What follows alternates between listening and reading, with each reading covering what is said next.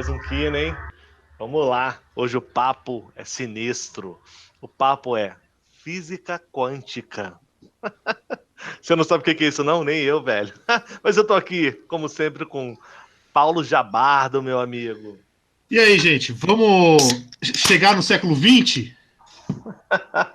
Thiago Januzzi. Thiago Januzzi, tá Fala, aí? galera. Tô aqui, ó, só pra avisar que eu já tô me especializando em coach quântico, viu? Que merda. E o nosso convidado hoje, cara, é Sandro Dias Pinto Vitente. Fala, Sandrão, beleza, meu querido? Beleza. Só que eu não tenho uma cerveja também, ninguém me avisou que era recomendado. Como não? Caralho, que Nossa. bosta, hein? Pô, isso aí foi uma falha da produção, hein, cara? Pois é. Não, mas eu acho que é uma pessoa que não gosta de beber aos domingos. Não, de jeito nenhum. É contra a minha religião. Beleza. Bom, vamos começar esse papo aí, galera. Esse papo gostoso, descontraído sobre física quântica. É bem papo de churrasco, né? Mecânica quântica, eu acho que faz todo sentido, bicho. Não, eu quero fazer uma breve retrospectiva, né? Porque a gente já tratou de vários assuntos importantes. E se você começa a estudar esses vários assuntos que a gente tratou aí, alguém trouxe a física quântica para o assunto. Então, algumas perguntas. Primeiro, é verdade que a física quântica justifica a Terra plana, cara?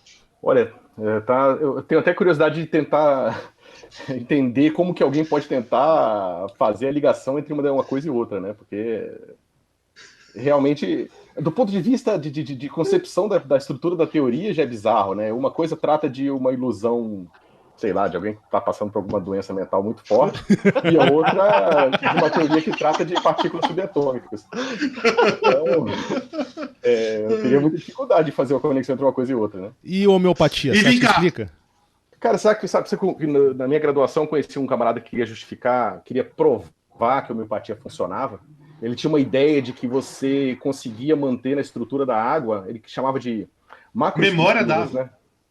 Ele queria provar a memória mesmo. Ele tinha uma teoria lá que a água podia ter uma estrutura macroscópica, mas ainda da ordem de 100 moléculas, alguma coisa assim, para que você tivesse nessa macroestrutura ainda alguma memória do que estava fazendo, do que tinha na água, né? Mas era um absurdo total de qualquer forma. Não, é absurdo, mas teve um cara que foi prêmio Nobel de Medicina nos anos 80, um francês, que veio e tentou fazer uns experimentos com isso.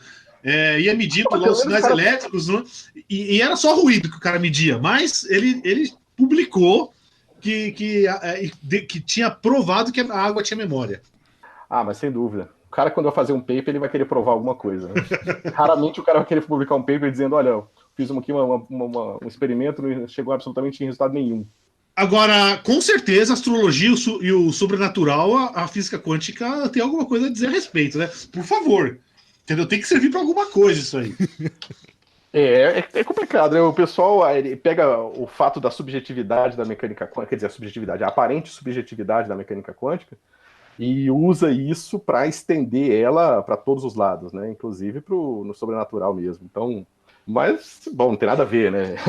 A subjetividade que aparece na mecânica quântica tem a ver com as informações que nós somos capazes de ter sobre um assunto, né? Então é uma coisa mais filosófica do que mística. Só uma informação importantíssima, hein? Ó, importantíssima. Tá? O nosso grande amigo Olavão de Carvalho, ele não nega a mecânica quântica. Começou cedo hoje. Não, ele não nega a mecânica quântica, tá? Então ele fala assim, aí até vai. A gente entende a mecânica quântica, mas não compreende, certo? Eu acho que foi o Feynman que... Eu não entendo porra, não.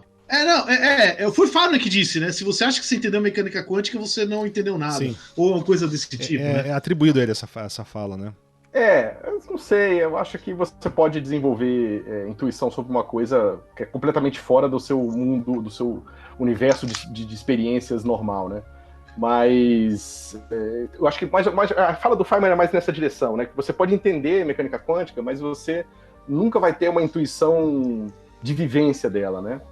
Lógico. Mas acho que o físico teórico tenta superar esse obstáculo por imaginação, né?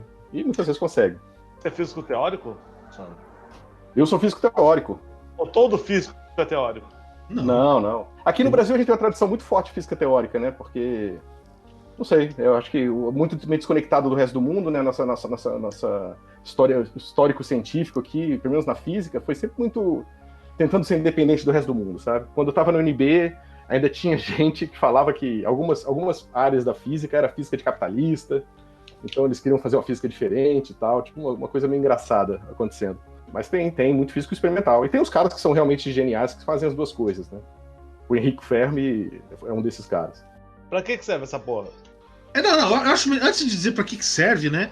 Explica aí de onde é que veio isso aí. Porque a gente tem lei de Newton, etc., e de repente aparece relatividade de um lado e mecânica quântica do outro. A mecânica quântica, ela vem, digamos, um dos marcos, né, que estimulou as pessoas a buscar alguma coisa foi o que se chama de catástrofe do ultravioleta, né? Você faz uma modelagem clássica simples, ou seja, você pensa que você imagina que a luz, né, é uma onda, você imagina que ela está sendo emitida por alguma coisa que está vibrando, e você imagina que essa coisa pode vibrar em qualquer frequência. E você que faz as contas, você vê o que aconteceria dependente da temperatura desse corpo negro, né, que foi o experimento. E você encontra que quanto mais quente, a frequência cresce de forma sem limite, né? E o que acontece experimentalmente é que essa curva é totalmente diferente da expectativa do modelo clássico. Tá, isso foi lindo, mas você não tá num congresso. Se você estivesse num churrasco, tomando uma cerveja com a gente. Vocês vão ter que me ajudar a entrar no modo informal, porque essas coisas rodam na minha cabeça num processador diferente. Bom, o que eu posso falar? É como se você tentasse dirigir um carro achando que dirigir um carro usando o que você faria para dirigir uma moto. Não dá certo. O resultado é estranho, é esquisito. Você vai procurar uma maneira de acelerar, procurando uma coisa no guidão, só que não tem guidão, então não funciona bem. E aí, quando você tenta encarar as coisas, mesmo assim, insistir em usar a mecânica clássica ali, ela te dá um resultado estranho. Da mesma forma que as pessoas falam muito do Big Bang, né? O Big Bang é a extrapolação para o infinito passado do modelo clássico. E a gente sabe que está errado. A gente sabe que naquele ponto em que você está aplicando a teoria que a gente conhece para coisas macroscópicas, a gente teria que botar uma outra teoria. E aí, por isso que você chega nessa conclusão absurda, né, de um ponto singular no espaço-tempo. Mas a singularidade em si é uma coisa que tá fora da alçada daquela teoria, né? E nós não temos uma teoria certa ainda para esse regime, pelo menos. Mas mas esse foi o problema que aconteceu, né, com a mecânica quântica. Tá aí. Cara, mas um assunto que a gente tem que conversar aqui é o seguinte, né? Como eu falei no início, como eu tô treinando para virar um coach quântico, hoje se usa a mecânica quântica pra explicar... Vem cá, o que é o coach quântico? É um coach que existe e não existe ao mesmo tempo? O que é? Cara, aí que tá.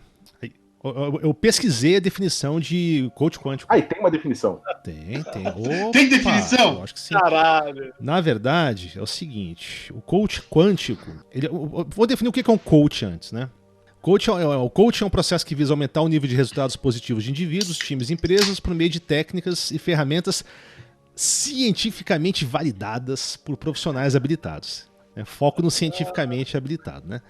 O coach quântico, aí que tá. E antes disso, o coach quântico, cara, é a parada mais sinistra que eu já vi na minha vida, bicho, que você pode usar pra tudo. Tem coach quântico pra ganhar dinheiro, pra perder peso, influenciar a pessoa, pra você se curar, pra cuidar de pet, pra aprender a dirigir, pra... Ser presidente. Cara, se você, perder peso não faz sentido. Se você ao mesmo tempo não existe ou é gordo, na média você dá uma pessoa magra, cara. Mas como é que funciona? O coach quântico, você busca um alinhamento energético influenciado pela física quântica, que segundo eles foi desenvolvida por Einstein, né? Já que tudo é energia. Então a grande questão é como você gerencia essa energia. É como se fosse o Ki do Dragon Ball, sacou? Não sei se vocês estão ligados. Sacou? É que você Sabe que Einstein foi um grande crítico da física quântica, né? Ele não acreditava muito. Então, ele achava que é uma teoria incompleta ou incompleta, talvez. Mas ele foi um dos pais, né? Com o efeito fotoelétrico. Foi. Não, mas o único nome que eles botam quando algum coach quântico tá falando sobre física quântica é o Einstein. Porque eu acho que eles não conhecem nenhum outro cientista. Talvez botem o Stephen Hawking em algum momento, mas a referência básica eles não vão falar do Schrödinger. Que foi o cara. Ou o Bohr, foi os caras que meio que começaram com o tal do misticismo quântico. Tá, mas aí se bobear, cara, é porque a gente tá falando de coach quântico tradicional, né?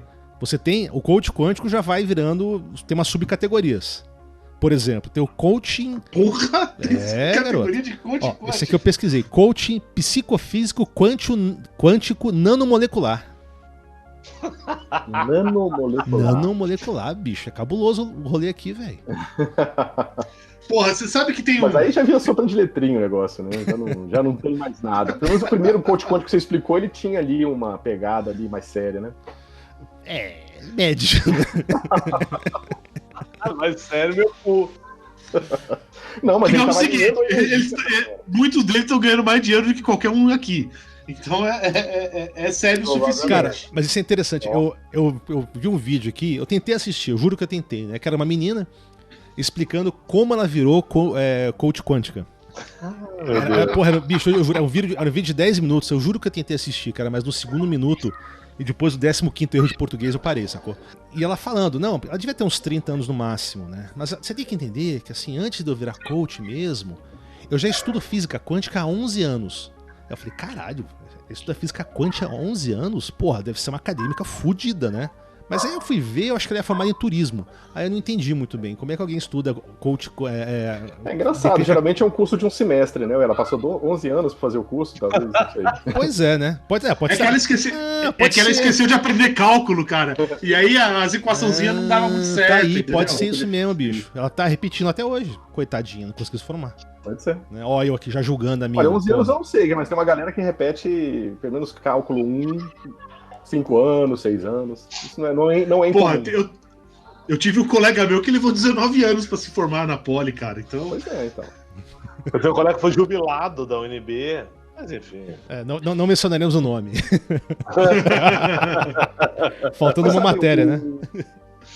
Faltou O uma coach matéria de matemática, ele foi lá e a matéria era preparação para a formatura, tá ligado? Era assim. Mas vem cá, como é que ele energiza o negócio lá? O coach quântico aí. Então, o que eu acho que o coach quântico, ele pelo menos ele tá coerente com a visão imprecisa que se tem da mecânica quântica, né? Perfeito. Porque existe uma parte da mecânica quântica, do ponto de vista da estrutura da teoria, que é de fato incompleto, que é o que a gente chama de colapso da função de onda. Então, quando você vai para essa descrição quântica das coisas, você deixa de descrever de forma determinística e você passa a descrever... O que eu quero dizer com determinístico? É aquela bola está naquele ponto, ela tem massa tanto e ela está com velocidade tanto. Isso é determinístico, tá? Ou aquela coisa, né? Você sabe, conhece o universo agora, você consegue integrar todo o futuro. Isso. Não, mas calma. Justamente, essa é um ponto importante para fazer a distinção. Na mecânica clássica é assim, é determinístico. A mecânica quântica é determinística e estatística. Tá? No seguinte sentido, dada a distribuição de probabilidades inicial, você sabe deterministicamente como que as probabilidades irão evoluir no tempo. Ou seja, se eu sei qual é a probabilidade de uma certa coisa estar num certo lugar, num certo momento, eu sei como que essa probabilidade evolui no tempo. Ou seja, daqui a 10 minutos eu sei como é que vai ser a probabilidade de eu encontrar essa mesma coisa em outros lugares. Então ela continua sendo determinística, mas ela é estatística agora. E não é uma estatística clássica. A estatística agora ela tem umas características, né, que foram estudadas pelo Bell, que são estritamente diferentes das estatísticas clássicas. Mas aí que está a teoria como é formulada pelo Bohr, que foi o Papa, porque ele transformou a coisa quase numa religião, ele formula a teoria de forma que você tem o colapso da função de onda, que ele não tem dinâmica descrita por uma equação. Então, quando o observador, né, interfere ali através do seu instrumento de medida, ele colapsa a função de onda. E aquela partícula que não tinha posição bem definida, porque tinha uma probabilidade, ela passa a estar num certo ponto. E aí, isso aí é o terreno fértil para o maluco falar, né, pirar. Porque aí o cara acha que o que fez a partícula colapsar foi a vontade do observador. Isso. E daí pro cara achar que ele vai mudar o próprio DNA dele, colapsando as funções de onda, sabe, das moléculas do corpo dele, é um passo. Né? Não, mas exatamente, né? É uma péssima compreensão da coisa, né? Que dá essa ideia, né? De que a mente cria a realidade, né? O observador que fez o colapso da onda. Então, por isso, a sua mente cria a realidade. Né? E a base de todo esse positive thinking, positive healing, mind healing, essas bosta toda aí, que se usa hoje, né? Theta healing, que eu mencionei no episódio passado. Né, cura quântica, essas bosta toda que se cria. Não, e existe um cara, talvez você já tenha ouvido falar nele, indiano, mas ele tá agora nos Estados Unidos, o Deepak Chopra? Que é o Deepak Chopra. Ia falar dele. Isso. Então, assim, cara, é o seguinte, existe uma cena fantástica desse cara, ele foi dar uma palestra em algum lugar lá nos Estados Unidos, né? E aí, no momento de perguntas, aparece um cara que é o Leonard Mlodinov, que é um físico até conceituado e que escreveu um livro junto com o Stephen Hawking, né? Digamos o seguinte, o tal do Deepak Chopra, ele pega vários termos de mecânica quântica e inventa significado para elas, né? Então, em particular, um que ele gosta muito é da não localidade ou localidade, esse tipo de coisa. Certo? Que eu não entendo direito isso aí, mas ele tem um significado bem preciso. E esse Mlodinov, ele vai corrigir o cara, né? E aí tem uma troca assim, que eu traduzi aqui que eu achei genial. Tá? Então chega o Deepak Chopra e fala: não, a consciência não é local. Aí o Leonard fala: eu nunca encontrei uma definição de consciência que eu tenha entendido. Talvez você possa me explicar. Consciência é a superposição de possibilidades.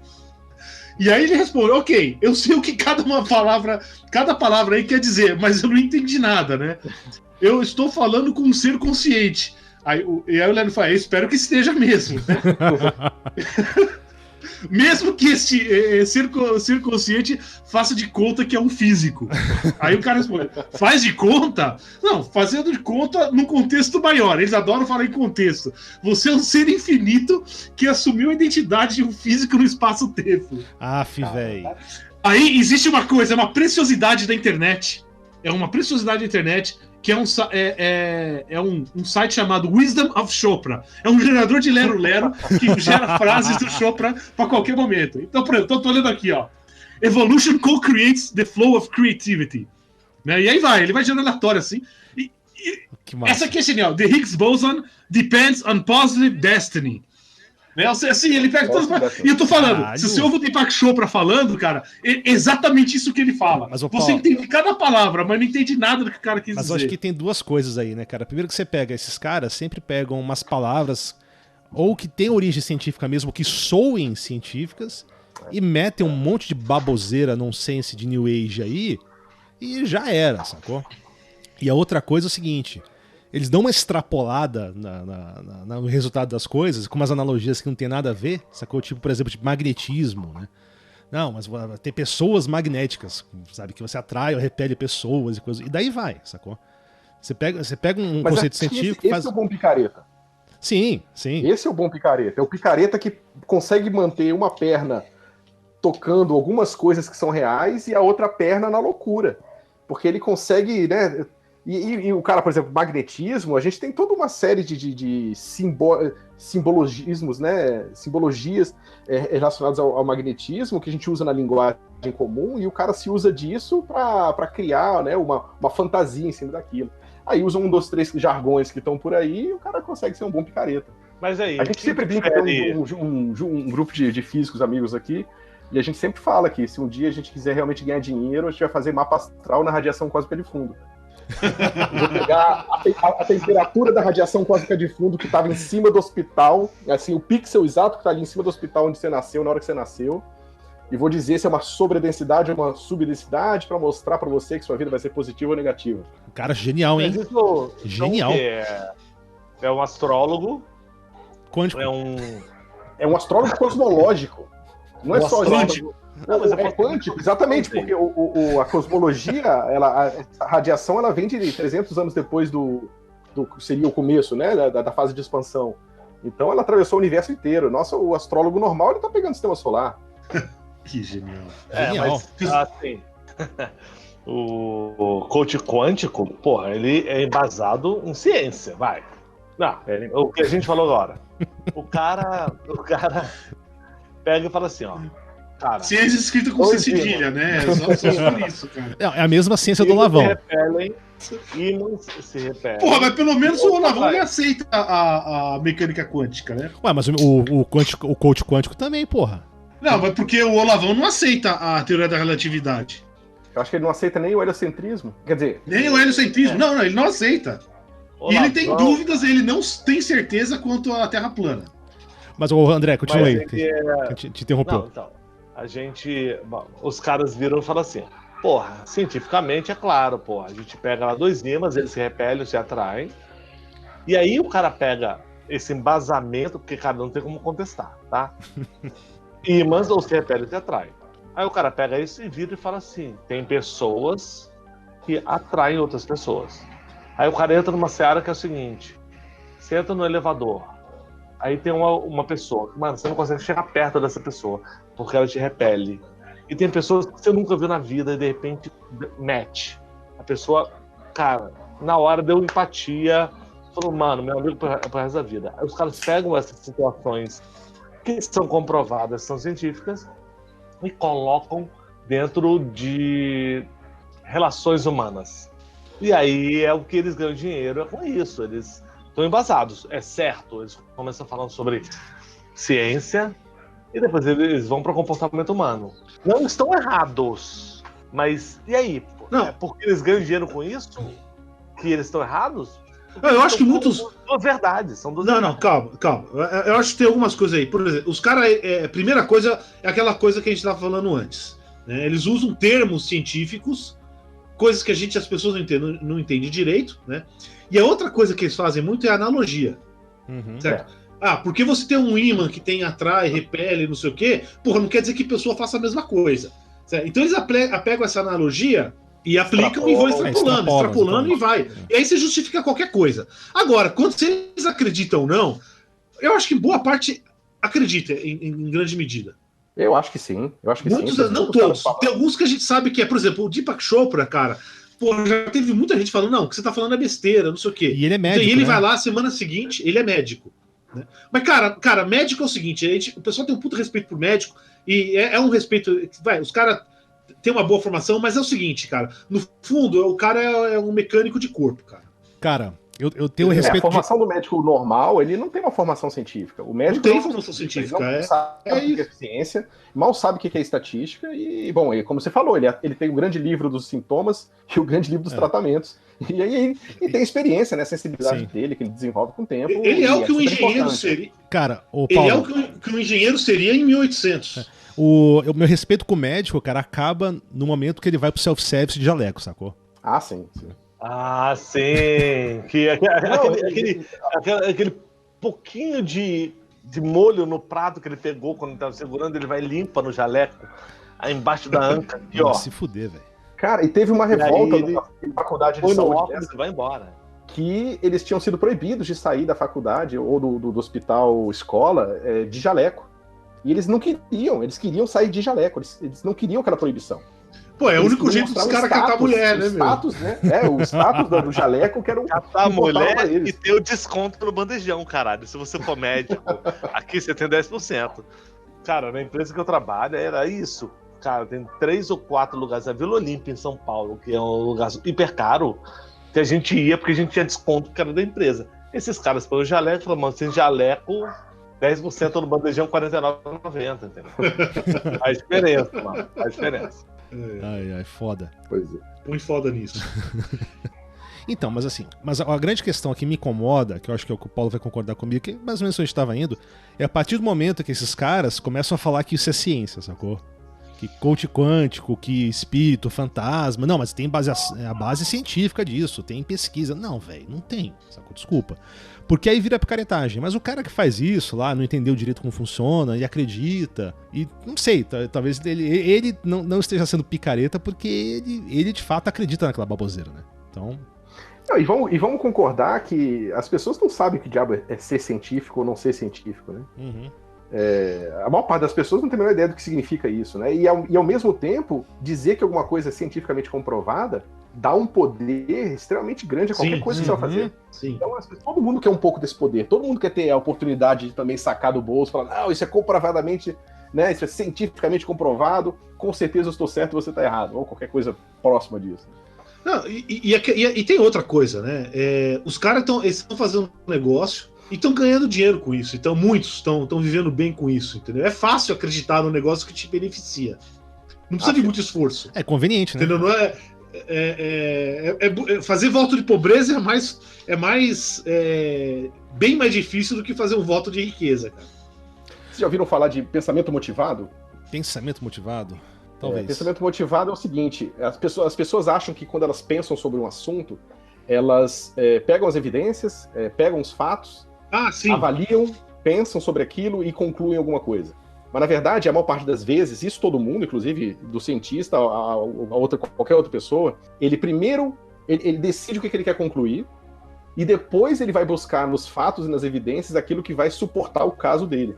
Aquilo que vai dar suporte à conclusão que ele já quer ter de partida. Sim. Então, em inglês se o cara tá ganhando dinheiro, meu amigo, ele vai procurar todos os argumentos do mundo para justificar que aquilo ali... eu sei que isso aqui pode ser meio picaretagem, mas eu sei que no fim eu tô ajudando as pessoas, porque eu tô dando ali motivação para elas. Entendi. Quer dizer, o cara se convence de que ele tá fazendo uma bondade, porque é conveniente para ele. O termo em inglês é confirmation bias. É um pouco diferente do confirmation bias, o motivated thinking, mas é bem próximo. Qual que é a diferença? O confirmation bias é basicamente você ignora qualquer tipo de evidência que seja contrário à sua tese e só percebe aquelas que são favoráveis, né? Então você fala, tá. Poxa, todo dia que eu tenho dor no joelho, chove. Então você lembra de todo dia que você teve dor no joelho e choveu, mas você não lembra dos dias que você teve a dor no joelho e não choveu. Você meio que ignora esses casos, né? Ou quando choveu e não teve dor no joelho, né? É a ciência do caipira. Agora, né? deixa eu fazer uma pergunta. Vou fazer uma pergunta aqui. O cientista é um cara que foi para uma universidade e estudou matemática é ciência, biologia é ciência. Não necessariamente. Tanto que você tem muito cientista que fala assim, tremendos absurdos em relação à própria ciência, né?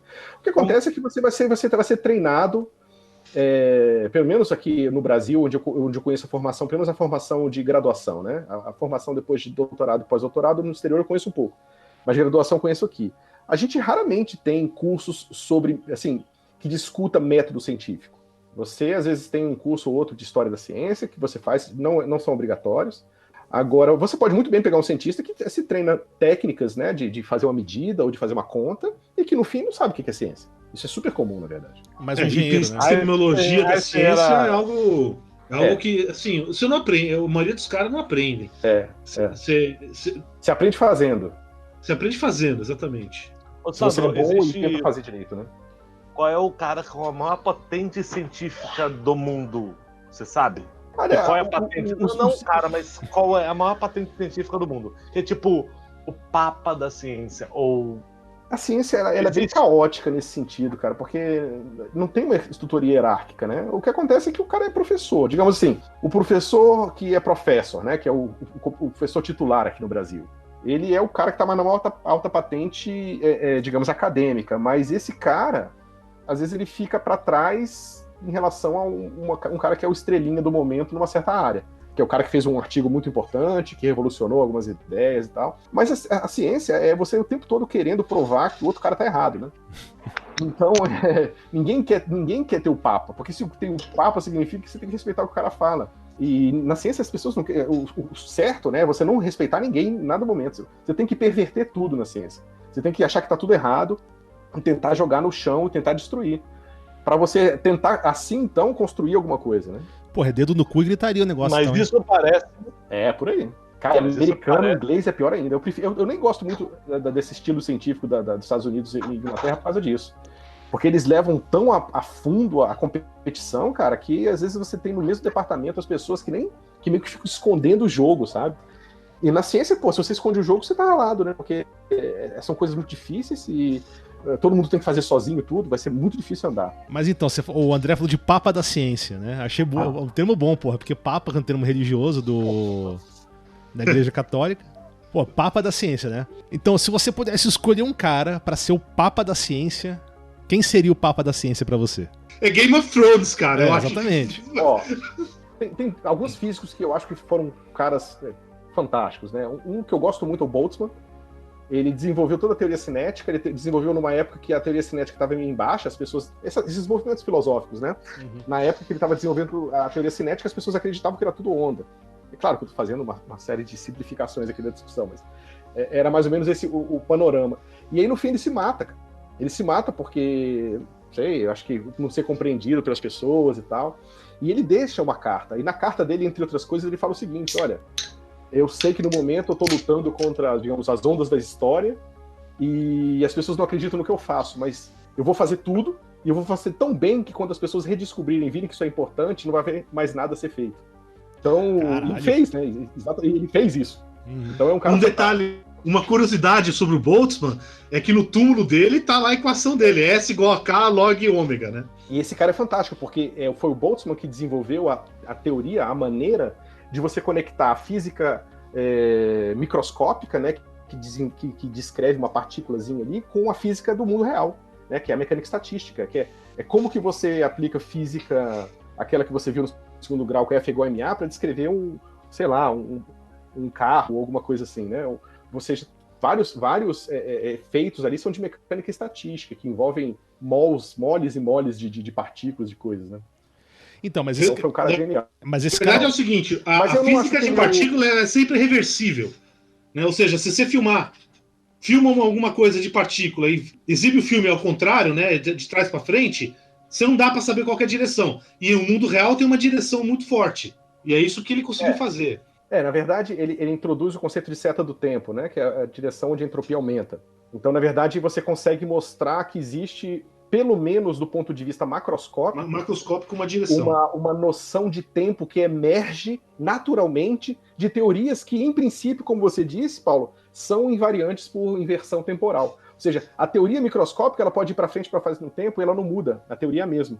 Só que quando você bota essa teoria estatisticamente, do ponto de vista estatístico, interagindo, emerge um conceito de direção do tempo, né?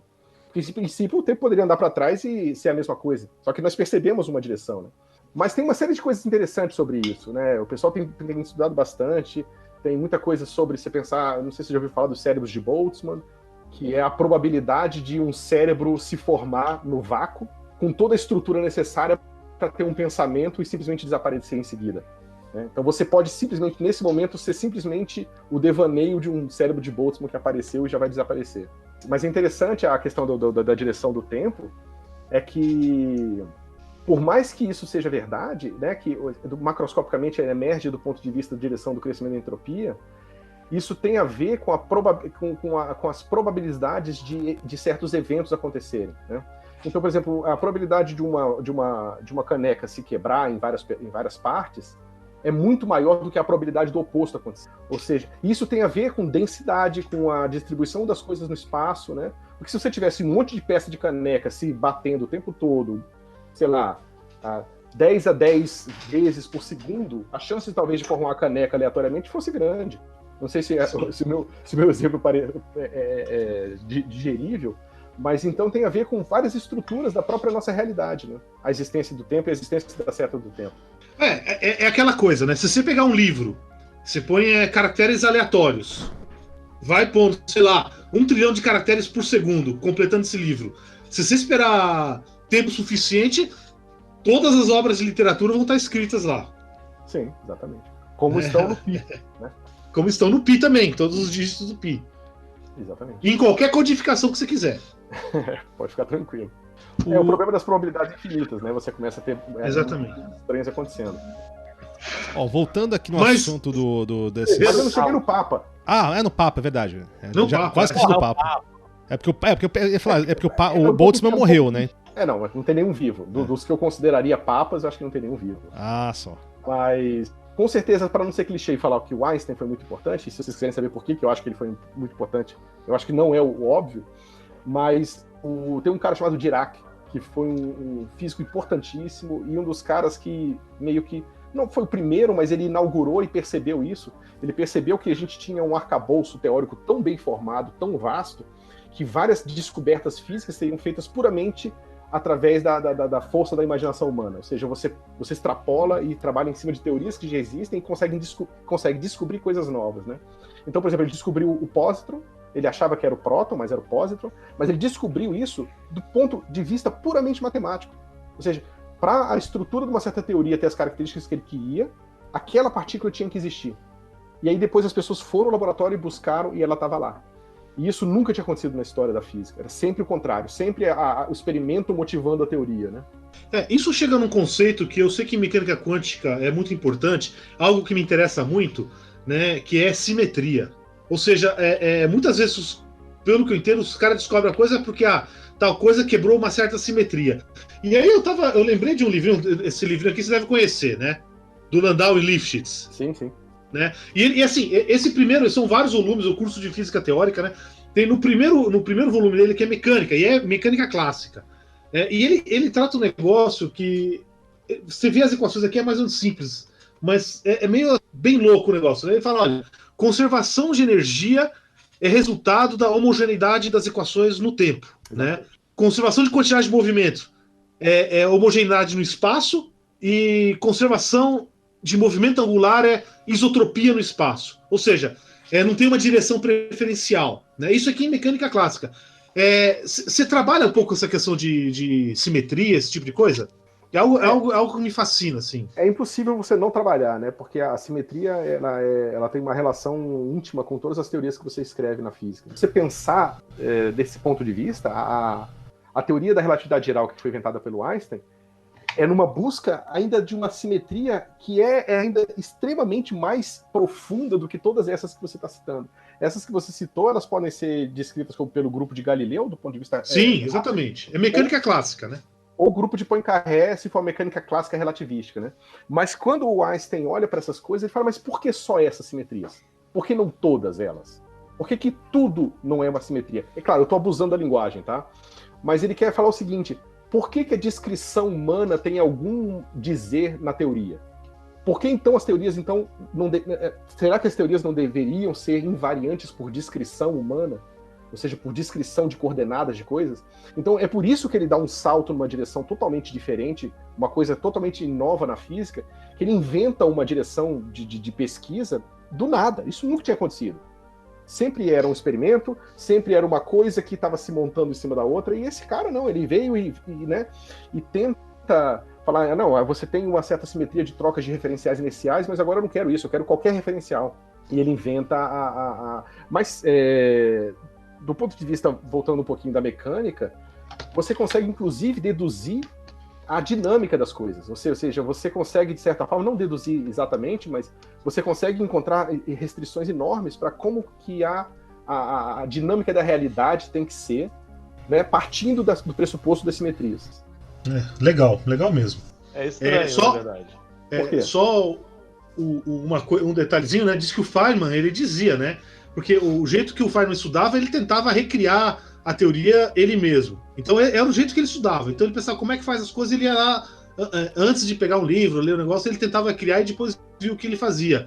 E ele falava: a única coisa que ele não conseguiu recriar sozinho foi a relatividade geral. É uma coisa totalmente fora da história da ciência. Talvez ele e o Galileu, né?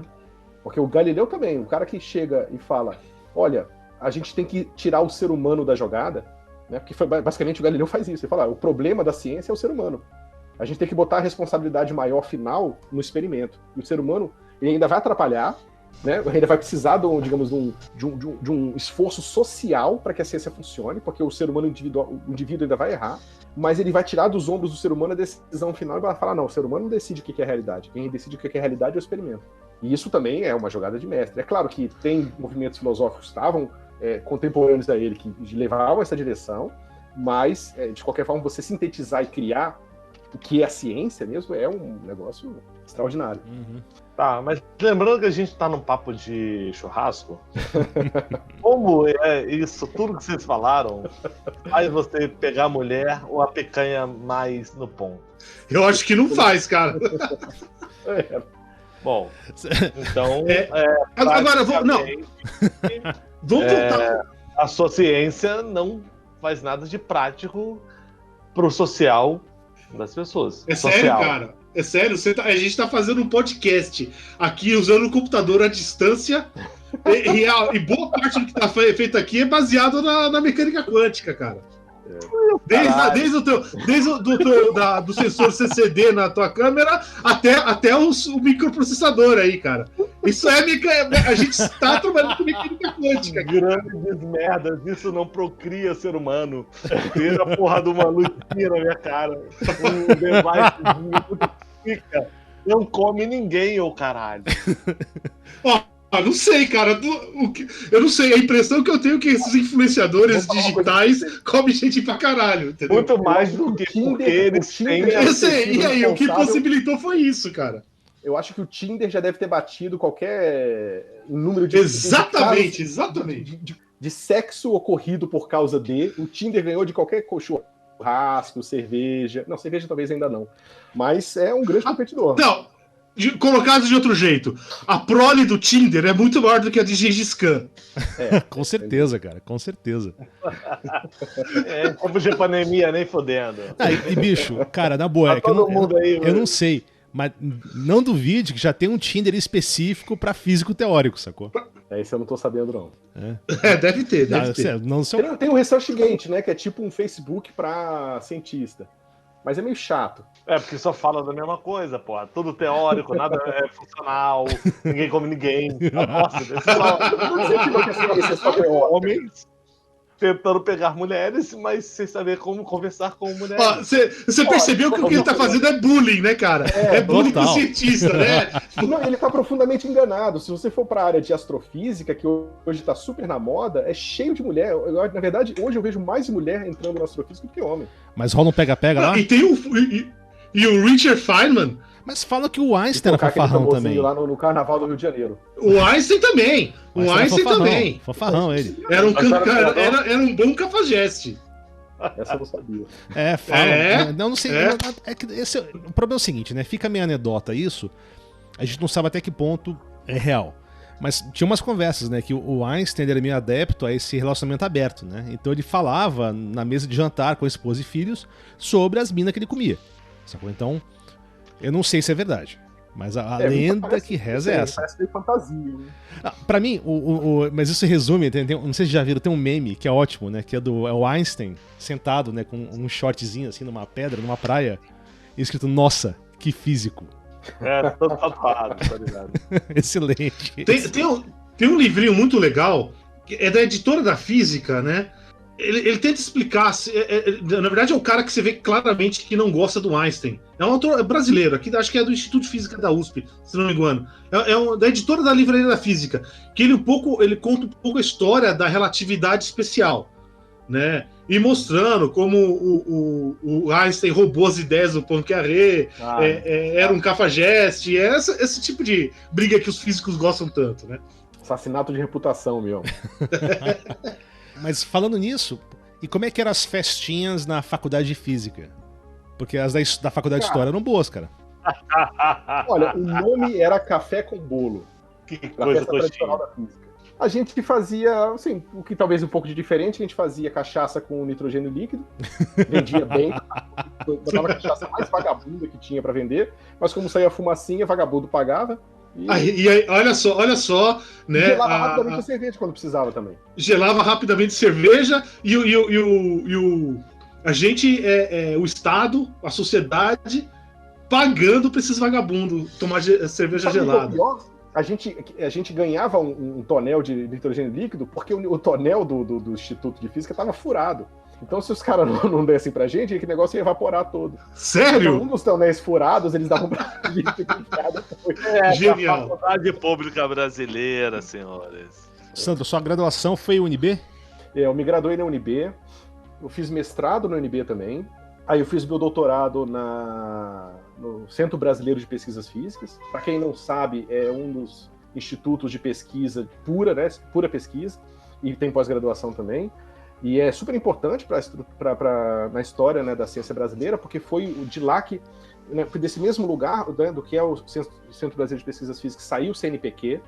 Então, começou como uma associação fora do Estado, depois foi incorporado pelo Estado. O INPA saiu de lá também, né? O INPA, que é um dos institutos de ponta do Brasil em matemática, né, em pesquisa em matemática, sai de lá. É espetacular os caras. Eu conheço o pessoal lá do INPA. Os caras são bons. É muito interessante você ver a relação da ciência e o Estado, né? O INPA ele permaneceu fora do Estado e o CBPF na mão do Estado, né? E por mais que o CBPF seja um lugar de ponta, e super importante, ele não tem o mesmo destaque internacional que o INPA tem, né? Você pode talvez tirar alguma correlação entre essas duas coisas, se você quiser. Mas, bom, depois eu fiz um pós-doutorado lá no CBPF mesmo. Fiz um outro pós-doutorado em Paris. Passei 2 anos lá. Fiz outro pós-doutorado no Rio de Janeiro de novo. Fiz mais um pós-doutorado na Bélgica. E fiz um último pós-doutorado em Brasília antes de assumir minha posição aqui. Mas o mais legal dos pós-doutorados é que quem está fora da academia acha que isso é uma coisa fantástica, né? Você fazer pós-doutorado, imagina. Tem gente que se chama de pós-doutor. O que Milionário, é patético, milionário, né? milionário. Porque não é título, né? Pós-doutorado não é título. Na verdade, a gente brinca aqui entre nós que pós-doutorado é seguro-desemprego de doutor. Porque... Não, mas é isso mesmo, é isso. O cara tem doutorado, não arranjou emprego, você faz o cara fazer alguma pesquisa, você paga o cara para fazer uma pesquisa, até o cara virar professor. Você não investiu tanto tempo no cara para deixar o cara dirigir Uber. E é uma tristeza, cara, porque como a situação do Brasil é complicada em relação ao emprego, muitas vezes as melhores cabeças vão embora, né? Então o cara faz tanto que uma das regras do CNPq e da CAPES, essas bolsas que você vai para o exterior, é que depois você tem que voltar e passar o mesmo tempo que você ficou no exterior no Brasil, para tentar evitar que o cara vá embora. Porque se o cara é bom, o cara lá fora oferece um emprego para ele na hora. Aqui a gente tem essa flexibilidade, tem que abrir concurso, tem que ser anuído por não sei quem, assinado por não sei quem lá. Então essa burocracia, a gente perde essa possibilidade. Né? Enquanto os outros países que sabem o preço de um cientista... Qual que é a tua área de atuação, de pesquisa? Eu sou cosmólogo, trabalho com cosmologia primordial e cosmologia numérica. Então, eu trabalho muito com modelagem numérica de observáveis cosmológicos e com o estudo estatístico deles. Ou seja, como é que você pega uma foto do céu, que é basicamente isso que a gente pega, né? Você pega uma foto do céu, você vai ver uma galáxia lá, aí você vai ver o que tem em volta daquela galáxia, a luz que veio dali, e como é que você transforma isso numa conclusão sobre uma teoria de gravitação modificada. Eu quero testar se a teoria de Einstein está certa. Como é que você sai da foto do satélite ou do telescópio para a conclusão teórica, né? Então eu trabalho nessa ponte numérica, né? Claro que eu não faço todos os passos, só um subconjunto deles, e eu trabalho também com essa parte super teórica de universos primordiais, né? Que é o que estava acontecendo no universo antes dele começar a se parecer com esse que a gente vê agora. Pô, muito praticamente, para que isso serve? Para que serve? Qual dos dois? Qual dos dois? Mano, observar o espaço e fazer continhas matemáticas. Serve pra gente saber como é que é o nosso espaço, onde que a gente vive. Ou seja, a gente está cercado de quê? O que tem em volta do sistema solar? O que está acontecendo em volta da gente, né? Qual é a estrutura das estrelas, das galáxias? Ou seja, você descobre essas coisas observando e complementando com teoria e fazendo um jogo de fenomenologia, teoria e observação. Terminou seu dia, você fez todos os cálculos, o que você faz com esses cálculos? Bom, se você conseguiu chegar numa conclusão interessante, você publica um artigo. Caralho, bem diferente do publicitário. Eu vou lá, pego, ponho um anúncio e aí tento ver se o meu cliente vendeu seus produtos. Sou muito mais eficiente do que você, velho. Você vê que, na verdade, no fim, eu não sei como que você faz essa medida final, mas é a parte científica do seu trabalho, seria, né? Como é que a sua hipótese é ter obrigado o meu cliente a botar esse anúncio ridículo naquela rede patética, fez ele de fato vender tanto ou tanto, entendeu? Essa questão de utilidade, cara, se você for analisar cada doutorado que for publicado, é 1 em 1000 que tem alguma aplicação direta. A aplicação é sempre de outro jeito. Então, por exemplo, ele tá cosmologia. Porra, ele tá discutindo de origem, nossas origens, certo? Cara, a gente tem uma percentual significativa do PIB neguinho indo pra porra da igreja, tá? Eu não sei, isso aí me parece mais honesto, pelo menos, né? Com certeza. E mais útil. A outra coisa é a seguinte, para ele fazer o trabalho dele, por exemplo, você precisa fazer computador bom, tá? Então, por exemplo, todos os computadores que a gente usa hoje foram desenvolvidos principalmente de aplicação em física, em mecânica dos fluidos e coisas desse tipo. Então, experimentos, fazer um telescópio desse no espaço não é simples. Então, isso vai envolver um monte de outras coisas que o trabalho dele diretamente não vai usar, mas que pode ser usado em outras áreas. E tem as outras coisas, por exemplo, ele falando de métodos numéricos, né? Método numérico que ele usa na aplicação dele, pode ter certeza, cara, daqui a um tempo várias outras pessoas vão usar os mesmos tipos de método numérico. E os que ele está usando, outras pessoas desenvolverem em outras áreas. Como exemplo, por exemplo, de simulação de galáxia. Quer dizer, você tem aquele monte de estrelinha, um tem a gravitação no outro, e o que acontece com isso? Aí o pessoal desenvolveu um negócio para fazer isso aí, que é uma conta cara, que é N ao quadrado, né? Desenvolveu um método que é Fast Multiple Method, certo? Que é um negócio que torna isso bem mais barato. FMM. Eu uso isso num método chamado método de vórtice discreto, em mecânica dos fluidos. Então, essa cross-pollination, né? A polinização cruzada é essencial. Eu tenho vários amigos físicos que foram para a área, por exemplo, de petróleo, e o problema de inversão na área de petróleo, que é basicamente você tem algum tipo de sonda que você vai fazer no fundo do mar para descobrir qual é a estrutura das rochas que você tem lá. Basicamente, você vai explodir uma bomba lá na superfície do oceano, aquela onda sonora vai refletir no fundo do oceano, e você vai captar aquela onda que passou por aquelas rochas todas e refletiu de volta, né? E daquilo ali, você vai remontar qual é aquela estrutura para você descobrir aonde que é melhor furar, onde que pode ter petróleo, onde não vai ter. Essa é a mesma conta, praticamente, que a gente faz quando a gente recebe a radiação cósmica de fundo e tenta reconstruir o universo presente no momento que aquela luz foi emitida. Então, tem um físico provavelmente que não me foge agora, mas ele falou uma coisa muito interessante quando perguntaram para ele para que servia a descoberta dele. Se eu não me engano, é uma das partes do eletromagnetismo, e ele fala para que serve um recém-nascido. Então, quando você fala de física básica, você está falando o seguinte: você está inventando coisas novas que ninguém sabe ainda para que serve. Para que serve a gente conhecer o cosmos? Não sei. Talvez para nada. Talvez seja a coisa mais importante que aconteceu, não sabe, nos últimos 21 séculos. A gente não sabe. E outra coisa, a gente também está formando o pessoal.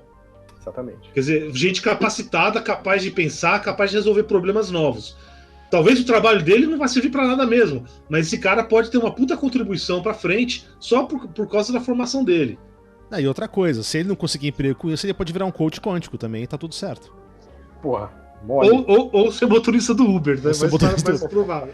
Não, mas vem cá, entre ser motorista... Não é demérito. Não, ou não é demérito, de forma alguma. Não é de maneira nenhuma. De maneira nenhuma. Mas você pode também ser, como você falou, né? Ser um astrólogo, um cosmoastrólogo. Um cosmoastrólogo. Porra! Sensacional, velho. Sandro, você definir o seu trabalho em posso não conseguir provar nada e pra ir já tá bom? Tipo, você estuda pra caralho um monte de coisa que pode realmente não provar nada. Mas você abre uma vertente que é melhor eu não provar nada agora pra que o futuro não comece de onde eu já comecei. Eu já falei, velho, daqui já não deu nada.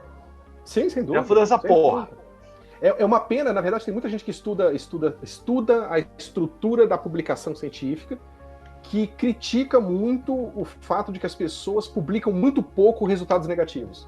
E, na verdade, seria muito útil para as pessoas que as pessoas publicassem resultados negativos, que é justamente isso que você falou, né?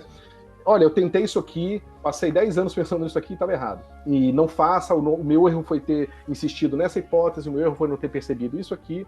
Então, isso tudo ajuda as outras pessoas. E assim, do ponto de vista... Se você sai desse ponto de vista materialista, de que para que serve, quanto dinheiro vai dar, essas coisas elas podem ter importâncias outras, né? A vida é composta de muitas outras coisas além do material, né? Isso vindo do físico. Ó, já é um coach, hein? Um papo de coach já aí, hein? Eu tô tentando aqui ver como é que vai funcionar se eu tiver aqui para a área do coach quântico. Vocês já pensaram, ou vocês discutem as culpas que vocês tiveram na história humana, ou só os benefícios? Eu dou um exemplo. Vocês criaram a bomba atômica. Vocês criaram a energia... Tá assinado lá, Sandro. A bomba atômica, assinado Sandro. Assinou. Eu tava lá no Manhattan Project. O Big Fat era teu filho, Big Fat. Vocês criaram micro-ondas, vocês criaram tudo da modernidade. Coach quântico. Que a gente tá falando agora e tal. Coach quântico. Vocês não carregam a culpa da bomba atômica e do coach quântico? Cara, eu nunca encontrei um físico, honestamente, que se importasse com essas coisas. Olha, peraí. O Oppenheim, ele tinha, que foi o chefe lá do Projeto Manhattan. É diferente, né? Mas é diferente. O Projeto Manhattan, especificamente. Eu sei. Porra. Né? E ele sofreu problema de depressão forte, assim, por causa disso, né? Eu me tornei morte, o destruidor de mundos. Exatamente. Não, mas é outra coisa. Mas o que eu quero dizer é o seguinte: o cara que pesquisa física básica, o matemático ali, ele não está preocupado com isso, porque talvez tivesse que estar, mas não tem moral naquilo que ele está fazendo. A não ser que ele esteja fazendo, sei lá, a bomba atômica especificamente, né? Uma ferramenta que serve simplesmente para matar e destruir. Mas o cara que tá fazendo a física teórica dele, ou fazendo até a física experimental, ele... Mas, é difícil, né? É o recém-nascido. Doa quem doer. Se o seu filho recém-nascido for o próximo Hitler. Olha, eu Mas, sei que... mas só uma coisa, que você falou em armas de destruição, né? Eu lembrei de uma coisa, e aí, cara, é uma das coisas que eu acho que são mais importantes da gente falar sobre questão quântica, né? E aí a gente vê a importância da parte quântica, né? Do quantum. E aí o Paulo vai me entender nessa aqui. Né? O Paulo gosta muito de Star Trek, como eu. Porra, o Quantum Torpedo é muito mais foda que o Photon Torpedo. O torpedo quântico é muito mais sinistro que o torpedo de fótons. E é engraçado, porque um fóton é uma partícula que constitui a luz e só pode ser fóton do ponto de vista quântico. Pois é. Eu até vi aqui, né? Eu tentei e eu tentei sacar mais ou menos assim pelo canon aqui do Star Wars o que é um torpedo quântico, né? O que dá pra... Assim... Cara, não faça isso. Não, calma. Não faça isso, por favor. Calma, ó. O torpedo quântico ele tem uma ogiva de plasma que deixa resíduos de antimatéria. E uma outra fonte fala que ele usa uma extração rápida de zero point energy. Né? Então só tem isso de informação mais canônica do... Mas o torpedo de fóton não é uma carga de matéria e antimatéria? Então, não sei. Isso aqui é o isso, quântico. né? A matéria e antimatéria vai virar fóton. Mas esse é o não vai? quântico. Torpedo não, eu tô falando... é uma maneira bonita de falar uma lanterna muito forte. Ou não, mas... o meu laser esquisito. Não, mas eu tô falando do quântico, do torpedo quântico que é mais cabuloso, que pode destruir um cubo Borg. Você tá falando de Dragon Ball Z de novo, cara? Não, Star Trek. Eu não me misturo com isso, cara. Dragon Ball nem se... A gente bota uma linha na areia, sacou? We draw a line in the sand. Mentira, eu gosto de Dragon Ball também. Mas não a energia tanto de ponto zero é legal, cara, porque a energia de ponto zero é uma coisa que ainda pode, quem sabe, talvez existir. Então, eles talvez falam... é um dos candidatos para para energia escura. Então, eles falam extração rápida de energia de ponto zero. É uma das explicações do poder do torpedo quântico. Se a energia do ponto zero existir e a gente conseguir extrair, de fato, é uma fonte infinita de energia. Falei, velho, Star Trek é foda, velho. Star Trek é foda, cara. Os caras são... O Technobabble... É um prêmio Nobel de Física. O Technobabble deles gera alguma coisa, né? Vê o Alcubierre, né? Mas é o bom picareta, o Technobabble que tá sempre tocando alguma coisa que tem alguma possibilidade de existir. Mas é o picareta que... o Warp Drive é o Alcubierre Drive, né? Esse é o nome mais... Não, mas é um Technobabble benéfico que cria, sabe, entretenimento. Você vai ver, vai se divertir, né? Você não vai estar vendendo palestra a R$5.000, né? Isso também gera falta de vida sexual, como diria o André, né? Oh, nudes. Ô, Sandro, deixa eu te perguntar uma parada aqui, porque assim, eu não sei Paulo, não sei Januso, mas você quer o prêmio Nobel de alguma coisa? Você trabalha pra isso? Tirando R$1 milhão que você vai ganhar, mas algo pro seu ego, algo pra não, nem digo ego. Cara, você quer que o seu trabalho seja reconhecido pelo mundo? Ou não? Ou você é um pequeno gafanhotinho no Brasil, em Londrina, Little London, simplesmente para fazer seu trabalho, ou você quer ganhar um Nobel? Porque isso é bem filme, sacou? Isso é... todos os grandes picas ganharam o prêmio Nobel e tal. Isso é tipo o Oscar pra você? Não. Eu não diria Oscar, né? Porque o Oscar é uma coisa subjetiva. O Nobel, raros foram os casos em que o cara não fez realmente uma contribuição extremamente significante para a ciência. Então, assim, você tá me perguntando se eu gostaria de fazer uma contribuição que seja significante o suficiente para a ciência, para que todo mundo do mundo resolva me reconhecer como, né, um cara importante? Claro que eu quero. Mas eu acho que se eu pesquisasse com isso em mente... Eu não sei quão longe você conseguiria ir se seu objetivo fosse esse, entendeu? Como cientista. Você tem que se interessar por alguma coisa, você tem que ser meio retardado para não desistir daquilo e pesquisar aquilo até a sua conclusão lógica, né? E ver se daquilo ali sai alguma coisa. Tem muita sorte, tem uma questão de personalidade e tal. Mas sim, eu gostaria, mas a gente sabe que a probabilidade de a gente ter todos os fatores, né, necessários para isso acontecer é pequena. Jurei que você ia falar, foda-se Nobel. Caguei pra isso aí. Não, quero que se foda. Não passo, né? Eu te ofereci, não, quero não, tá de boa. Não. Sabe que o Dirac, ele não queria ir receber o Nobel, porque ele era um cara super antissocial, né? E aí falaram, olha, Dirac, se você não for, você vai chamar mais atenção do que se você for. Aí ele resolveu ir. Foi uma boa maneira de lidar com isso, hein? Nessa psicologia reversa aí. Ele é uma Se eu não figura. me engano, o Lula foi indicado para Prêmio Nobel da Paz. Alguém. Eu acho que não vingou. Sim, ele isso. foi. Um monte de gente é indicado, entendeu? É só Tá, o que, é o que eu real a preciso- dúzia. O que eu preciso fazer para ser indicado para algum prêmio Nobel? Pô, você podia indicar o Você Harry, tem que cara. ter um prêmio Nobel te indicar Harry. ou alguma instituição importante indicar. A gente podia indicar o Harry, né, cara? Prêmio pra Nobel de esculhambação, cara. Prêmio Ah, esse é o prêmio Nobel da Paz, é esse mesmo. Então. Esculhambação. Pá, temos aí caralho. um candidato forte. Harry pro Nobel, vamos lá. Campanha. Ah, Sabia o tema que- ainda é prêmio Nobel? Não. Física quântica? Ué, Vem cá, não, agora vamos voltar pros básicos aí, porque a gente falou de um monte de coisa, mas não falamos de umas coisas aí que são importantes, né? Que na cultura popular é importante.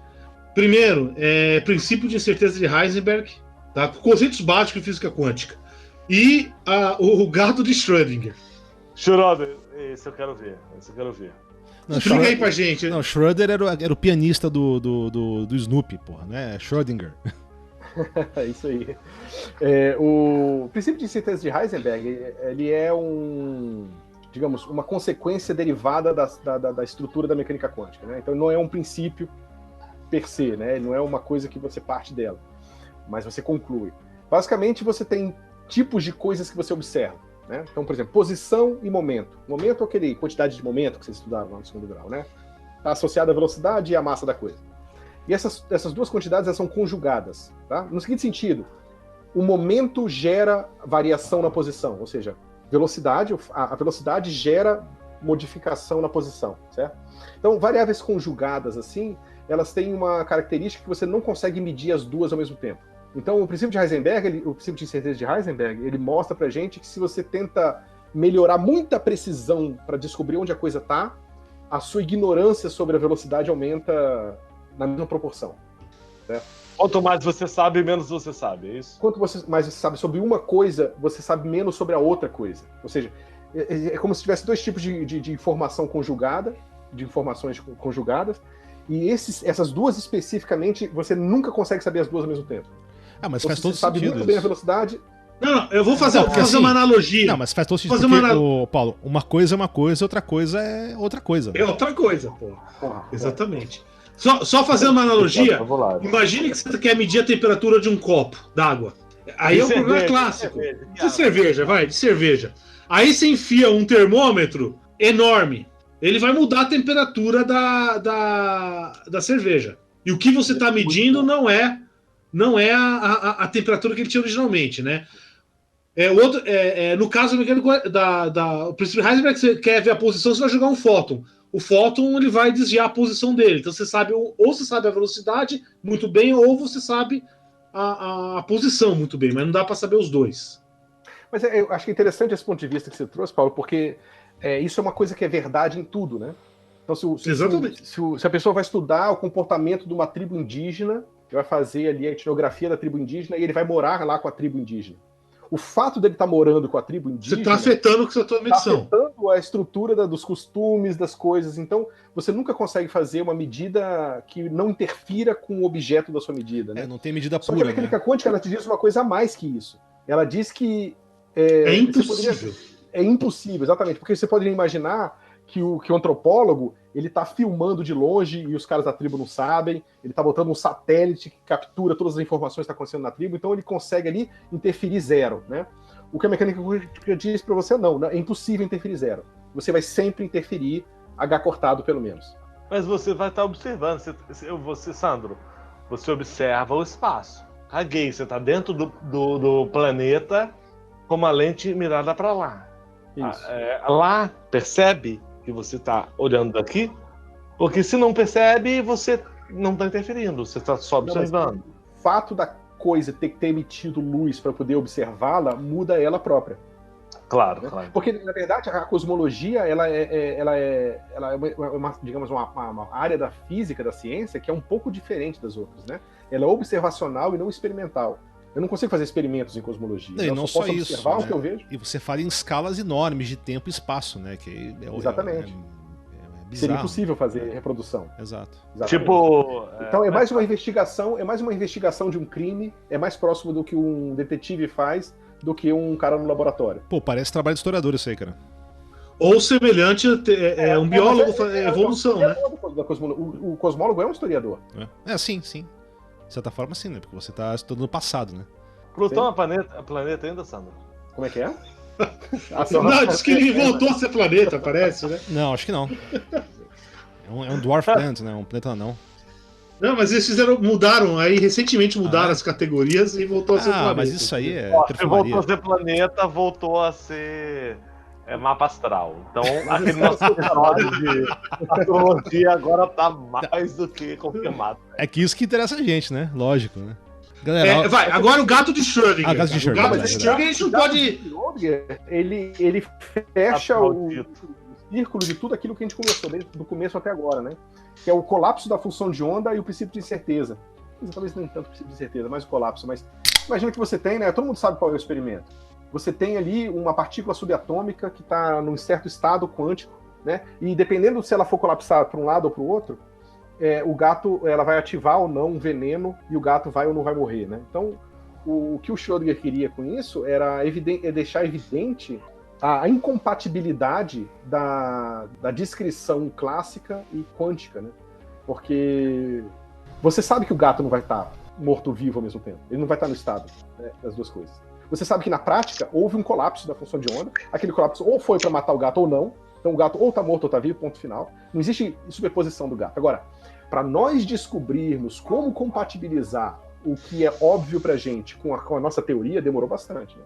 Então existem princípios de decoerência, né, de coisas que impossibilitam esses estados quânticos sobreviverem à nossa estrutura macroscópica, né? Então, mas engraçado, se vocês quiserem dar uma olhada, vocês podem procurar por superfluidos ou certas outras estruturas que o pessoal faz em matéria condensada que conseguem ter características quânticas macroscópicas. Ah, que legal. O superfluidos é aquele que tem viscosidade zero, né? Exatamente. E foi o prêmio Nobel do Landau. Eu não sabia. Mas, Sandro, isso é bem interessante, porque você pega o que ele quis fazer com a analogia do gato, acabou tendo um efeito contrário, né? Porque o pessoal pega isso, interpreta mal, não entende direito a ideia, e usa a ideia do gato de Schrödinger para justificar qualquer coisa, né? O ser humano... As pessoas usam isso? O ser humano fazendo essa merda? Usa, cara. Usa. Você pega essas porra aí de Teta Eu vou falar um pouco sobre isso. Lei da atração, essas porra toda. Então... Eu vou falar, a gente sempre faz as recomendações no final, né? Eu vou introduzir uma nova tradição aqui no podcast, Opa! Certo? Que é uma anti-recomendação. Pô, aí é fácil mais, cara. É recomendação para não ver o negócio. E aí, nesse aí, ele faz um pouco desse tipo de coisa. Mas aí, você viu o problema disso, Paulo? Você fazendo uma anti-recomendação já é uma recomendação. A pessoa vai ficar curiosa e vai ver o negócio. Não, mas assim, se ela falar comigo, eu não falo mais com ela. Mas entendeu? é uma superposição da sua recomendação, cara. Isso que é foda. Isso aí, é uma recomendação. Cara. Ela é uma recomendação e não é ao mesmo tempo. É o efeito do observador. Também tem estudos sobre serial killers que tem a ver com serial killer quântico? Essa teoria de Schrödinger. Não, pode ser. Você tá de sacanagem, cara. Você tá... Porra, vamos voltar pro coach quântico, que acho que é mais sério. Cara, o coach quântico não vale 13 minutos do nosso tempo, galera. Cara, valeu quase 1h30 aqui, mas tudo bem. Eu nunca vi um coach quântico morrer de fome, cara. Eu também não, cara. Mas também acho que eu não conheci nunca nenhum pessoalmente, nem quero conhecer, velho. Não sei. Agora que eu falei, eu pensei, será que a maioria deles estão tudo morrendo de fome? Você nunca ouviu falar neles, né? O problema é que você tem um viés de seleção. Exatamente. O coach quântico que deu certo. Aquele cara que deu errado, você não conhece. Não, mas é que o coach quântico, ele vive numa superposição financeira. Ele tá rico e quebrado ao mesmo tempo. E o negócio dele é ensinar você a colapsar pro lado certo. Exatamente. Aí viu, então, isso é outra... Fechou. Isso é outra coisa. Isso é outra coisa aí que eu queria. A gente aqui, ó, eu e o Janus, a gente é meio fã de ficção científica, né? E tem uma parte que várias histórias aí os caras usam esse negócio, que é aquela coisa dos mundos paralelos, universos paralelos. Existe um universo paralelo que é o cosmológico, ou seja, tem vários universos, mas existe um universo paralelo quântico, Que é aquela coisa, você tem aquela função de onda lá, né, de probabilidade, e aí o que diz esse universo paralelo? Conta você que eu realmente não entendo muito bem isso aí, vai. É uma das. Porque quando você vai para a estrutura. Se você vai fazer cosmologia quântica, né? Como é que você vai falar de observador observando o universo, né? Não faz sentido. Porque você precisaria de alguma coisa fora do universo, observando o universo, para fazer uma medida dele, né? Então você tem várias coisas que tentam explicar isso. E do ponto de vista filosófico mesmo, né? Você pegar a estrutura de como a física quântica, a mecânica quântica é construída, ela sempre prevê alguma coisa fora ela, né? Só que na cosmologia não tem isso. Então, para você tentar consertar ou tentar colocar isso num framework que funcione, você cria essa teoria dos muitos mundos, né? Na teoria dos muitos mundos, o que você faz é o seguinte: a minha explicação do colapso da função de onda é a seguinte, eu não vou dar explicação nenhuma, eu vou falar que a função de onda, quando ela colapsou numa das possibilidades numa realidade e na outra possibilidade na outra realidade. Então, nossas realidades estão sempre se desdobrando em infinitas outras realidades, cada uma onde o colapso aconteceu de forma diferente. Agora, eu não gosto muito dessa interpretação, certo? Porque, por mais que ela possa funcionar do ponto de vista matemático, de um certo ponto de vista, eu acho que ela joga para debaixo do tapete milhões de problemas seríssimos, partindo de conservação de energia, mesmo que não se conserve, né, per se na relatividade geral, mas tem um princípio a mais ali que está sendo violado. Então, eu acho esquisito, eu não gosto dessa interpretação. Eu acabo trabalhando com outra interpretação, que é não local, já que vocês gostam, que é a interpretação... Não, eu não sou do Deepak Chopra. Eu não sou do Deepak Chopra, por favor. Mas nós somos do grupo não localidade. E o que é aquela interpretação de Copenhagen? Não, mas deixa o Sandro terminar, de explicar dele. Na interpretação de de Broglie, você consegue atribuir uma trajetória clássica para uma partícula quântica, né? E por mais que você, do ponto de vista filosófico, você pode não querer admitir que existe aquela trajetória, pelo menos matematicamente ela existe, e você consegue explicar o universo através dessas trajetórias bohmianas, né? Tá. Então, do ponto de vista prático, eu acho a melhor maneira de você trabalhar com cosmologia quântica. E é a abordagem que você usa? É uma das abordagens que eu uso, sim. Tá, legal. Pô. Na minha carreira isso não significa absolutamente nada. Porque se eu falo isso para um chefe meu, que, mano, eu não posso provar nada, mas ao mesmo tempo alguém vai provar, aí eu tô na rua. Cara, mas para você isso... Você tem que provar que a sua campanha... Mas você não tá na rua, cara? Não tô na rua há 120 dias e contando, caralho. Tô meio deprê com essa porra. Mas, André, aí que você precisa do coach quântico, sacou? Pra você explicar pro seu chefe que você... Não é que você não entregou o relatório, é que tempo é relativo, pra começar por aí, né? Relatividade temporal. E que o trabalho está feito ao mesmo tempo que ele não está feito. Meu caralho. É uma superposição quântica do seu trampo, sacou? Quem me dera, querido. Quem me dera. Pena que o trabalho está numa superposição de terminado e não terminado. Exato. Você tem que o chefe está colapsando do lado errado da função de onda. Eu acho que você tem que contratar um coach quântico pro seu chefe, velho. E pra você nem também. Fodendo. Pra você também. Nem fodendo. Ai, caralho. Algo mais? Ou vamos já ir pras conclusões? Não, eu tenho que lembrar um negócio. Quem anda aqui em São Paulo, pega o metrô Vila Madalena, USP, por ali, já deve ter visto um jornalzinho chamado Stop. Já ganharam esse jornal? Sim. Sem dúvida. Tá. Então, esse aí sensacional. É sensacional, certo? E é o seguinte, tem um psicólogo que chama Norberto Kepp, tá? E ele criou algo. Você nunca ouviu falar nisso, ô Sandro? Não. Tá. Ele criou um negócio chamado a nova física da metafísica desinvertida. Nossa. É sensacional, velho. Ele criou um negócio novo, aí ele criou. Aí teve uns caras que foram lá e criaram um negócio chamado Kepp Motor. É um motor elétrico que usa esse princípio, né? Que usa esse princípio aí dessa teoria dele e diz que tem uma puta eficiência. Tá lá, você procura Kepp Motor aí, você vai achar. E tem uma história boa. Mas é real isso. Não é real. Não é brincadeira. Não é brincadeira, é sério. Os caras tem um negócio de trilógica. Aquelas coisas. Nesse caso, eu nem entendo as palavras, entendeu? Sei lá. Procura Jornal Stop na internet. vocês vão achar. Mas o esquema desse motor é tipo um EM Drive, assim, qual que é o rolê Não, dele? não é. Não, então, é o que eles deixam transparecer. Ele funciona com ressonância eletromagnética. Pelo que eu sei, todo motor elétrico funciona com isso, né? Mas. Mas é tipo um EM Drive também, né? Né? Então, mas é um motor elétrico, ele faz o bagulho Entendi. girar, né? E eu tava numa bicicletada alguns anos atrás, e aí o pessoal tava discutindo, e aí eu vi uns caras estavam discutindo bicicleta elétrica. Aí os caras, não, porque esse motor vai revolucionar, não sei o quê, porque ele é 30 vezes mais eficiente que o motor elétrico normal. Aí eu cheguei assim, não tinha nada a ver com a conversa, fui folgado mesmo, mas foda-se. Cheguei lá, falei pros caras, cara, ó, é o seguinte, o motor elétrico tem uma eficiência mais ou menos alta, cara. Entendeu? 30 vezes você vai vir um moto perpétuo de primeira espécie, ou seja, você tá gerando energia, né? Não, porque é verdade, porque tá lá, não sei o que, o cap motor, eu nunca tive que falar nisso. Falei, cara, eu já fiz ensaio de motor elétrico, eu já vi o bagulho, entendeu? Ele tem eficiência alta, não sei o que. Não, porque não sei o que. E aí eu sei, cara, começou a juntar aquela gente, eu quase fui linchado na brincadeira. Né? Porque eu tava falando mal do cap motor. Mas tem muita gente que esse tipo de maluquice vira religião, cara. Vira religião. Aí depois eu fui procurar, aí alguns anos atrás eles tinham lá um ensaio de motor, tinha curva. Pô, não é, vou dizer o seguinte, não era um motor ruim, mas era um motor normal, assim, não tinha nada de fantástico. E é lógico, quem é que eles citam? Nikola Tesla. É o papa da pseudociência.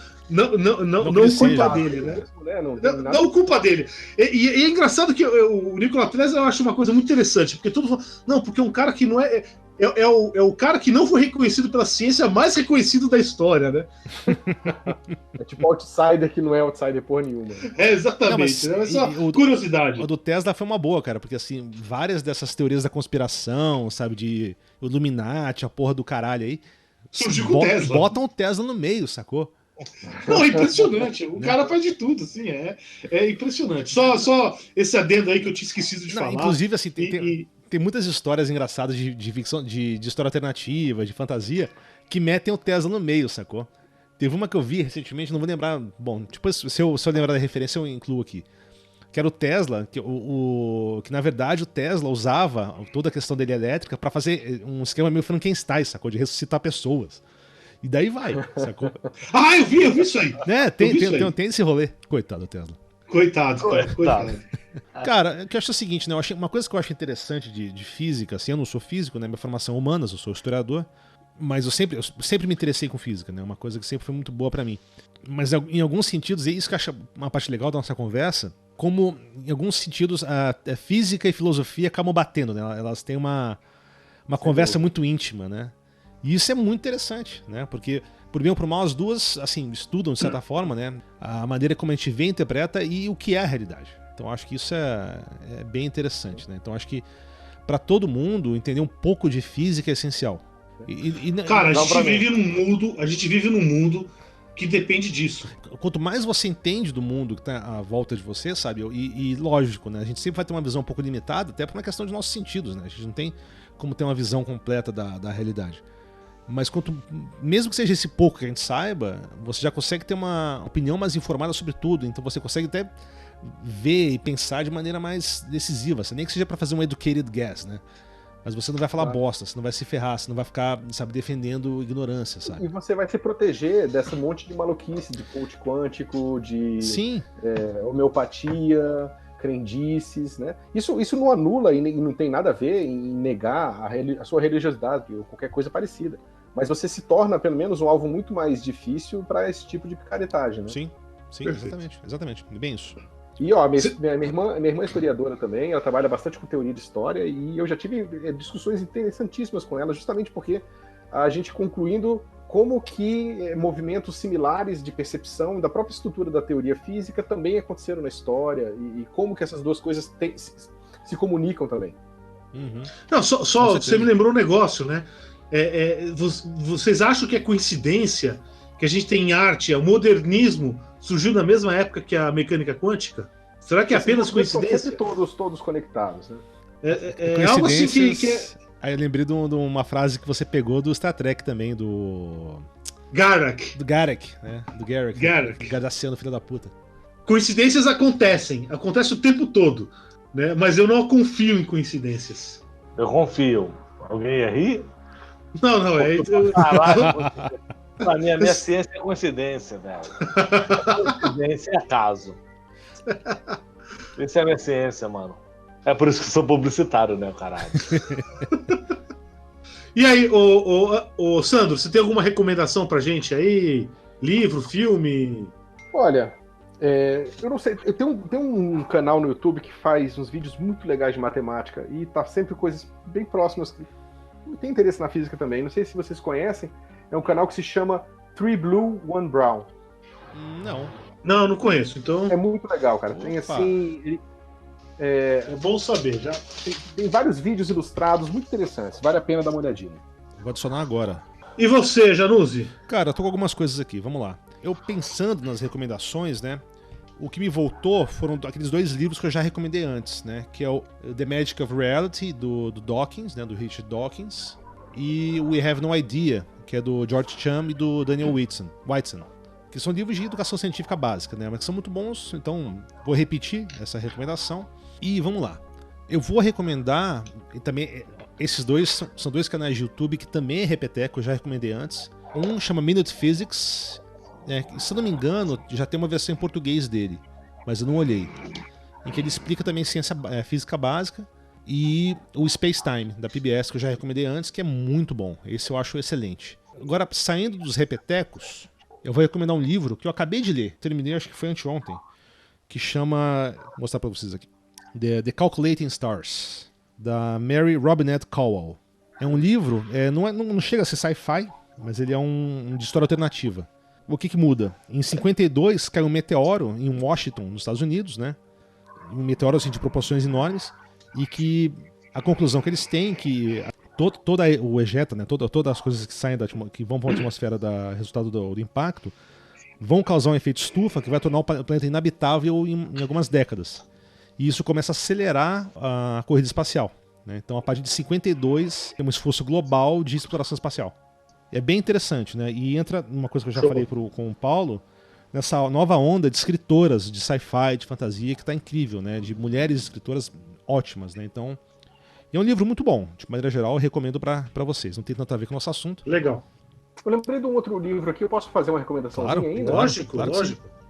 Esse livro é do meu orientador, é um cara que trabalha muitos anos com interpretações da mecânica quântica. Então ele vai discutir todas aquelas coisas que a gente falou aqui rapidamente, ele vai discutir interpretação bohmiana, interpretação, né, canônica, muitos mundos. É um livrinho legal, eu acho que é um pouco técnico, mas com um certo esforço, quem tem interesse pode tirar alguma informação interessante lá. Tá? O livro se chama Teorias e Interpretações da Mecânica Quântica. O autor é Nelson Pinto Neto. Em português é difícil encontrar recursos, né? Então você pegar um livro de especialista escrito em português é muito legal. Quem tiver interesse pode dar uma olhadinha. Pô, legal, boa. Me interessa, inclusive. Minha última é uma música, que a gente em algum momento falou de Galileu, né? E cara, na hora que vocês falaram do Galileu, eu lembrei na hora da letra da música que tem uma parte do refrão, é bem no finalzinho, né? Ele fala: Galileu, Galileu, Galileu se fudeu. É de uma banda de Brasília que chama Munchaco. Os caras são muito bons, é um trio fantástico, né? E o nome da música chama Terra Plana 2D. É sensacional. Caralho. Bota no YouTube, tem o clipe, cara, é muito bom, né? A banda é boa, Show, esse clipe show. é bom, então, cara, sensacional. E é isso aí. Bom, eu tenho algumas recomendações aqui, né? Primeiro, eu tenho um negócio que eu devia ter falado antes, eu esqueci de falar. Alguns anos atrás, isso uns 3, 4 anos atrás, existe um negócio chamado Instituto Liberal. E eu lembrei disso por uma coisa que o Sandro falou, né? Do capitalismo, não sei o quê, alguns grupos esquisitos aí de coisa de física. Teve uns caras nesse Instituto Liberal publicaram um artigo dizendo que mecânica quântica era coisa de comunista. Tá? É sério, procura na internet. Nossa. Instituto Liberal Mecânica Quântica, vocês vão achar. Porra, que bom, cara. Que bom. Não, assim, que bom, né? Deu uma puta repercussão na época, né? Isso deve ter uns 3, 4 anos atrás. Aí os caras tiraram da página rapidinho tudo, mas tá lá. Procura na internet, vale a pena, é uma leitura bem deprimente pra quem gosta desse Paulo, tipo de coisa. Eu vou te interromper rapidinho também. Eu lembrei outro livro que eu já recomendei também outra vez, que é o Three Body Problem. Ah, sim, você recomendou. Muito bom. E ele mexe um pouco dessa questão de política e ciência. Bem no início dele, né? Porque ele passa, uma parte do livro passa durante a Revolução Cultural Chinesa. Então, Tá. em que vários cientistas, né, foram acusados que as suas teorias eram reacionárias e foram, sabe, executados várias vezes.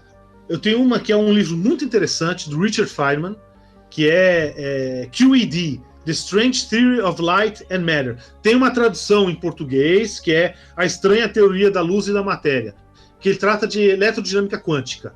O interessante desse livro é que ele é para o público geral, certo? É lógico que, como a maioria desses livros de divulgação científica, é para um público que está interessado, tem interesse e tem uma certa base, né? Não é para físico, certo? Mas é para quem você vai querer pensar um pouco. E o legal dele é o seguinte, que um dos problemas que a gente tem é essa questão do nosso preconceito, né? Nossa interpretação, o jeito que a gente enxerga o mundo. Então ele tenta derrubar isso e vai fazendo um modelinho assim, você começa a entender o bagulho naturalmente, assim, é muito interessante esse livro. Tá? Eu realmente recomendo.